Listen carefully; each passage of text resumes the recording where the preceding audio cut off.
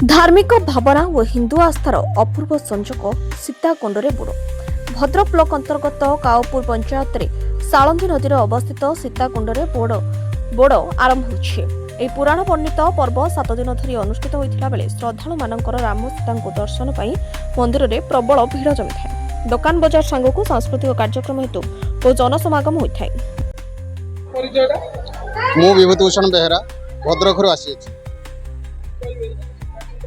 सीताकुंड विषय तो अवश्य सम्यक धारणा अच्छी तेणु आम जानी माने सीता माता गाधोवाई लक्ष्मण शक्ति स्वरभेद कर गोटे कुंड तैयारी करते स्नान कराई अच्छी किंवदंती अच्छी एठारे यही दिन माने स्पेशली भौम एकादशी दिन ही स्नान कले जे कि माने पाप क्षय होता है जहाँकि किंवदंती अच्छी।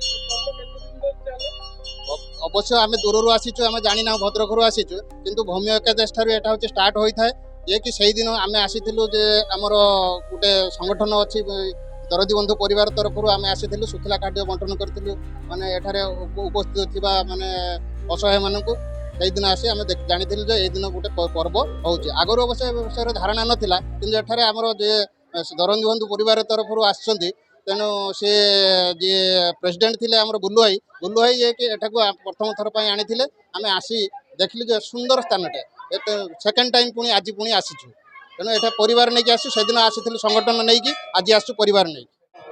लोकाभिरामं रणरंगधीरा राजीव नेत्रं रघुवंशनाथं कारुण्यरूपं करुणाकरन्तं श्रीरामचंद्रं शरणं प्रपदे। मना रविनारायण पाणिग्राही वही राम मंदिर पूजक काउपुर जयसिंह 2टा पंचायत रे ये मंदिर अवस्थित।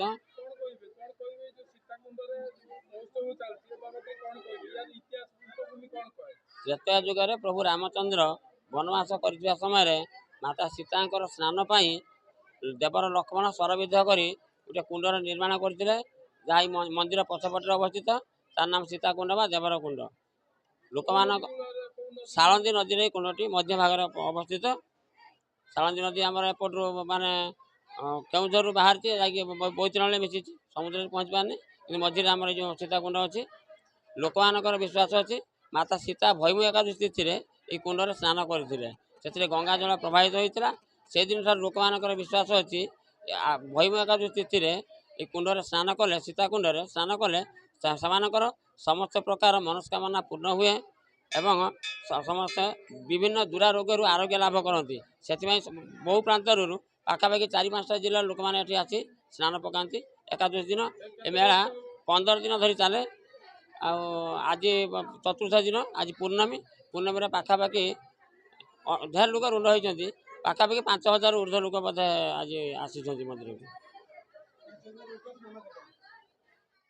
भद्रक जिला प्रतिनिधि सीताकांत विश्वाल रिपोर्ट कलिंग 7 न्यूज।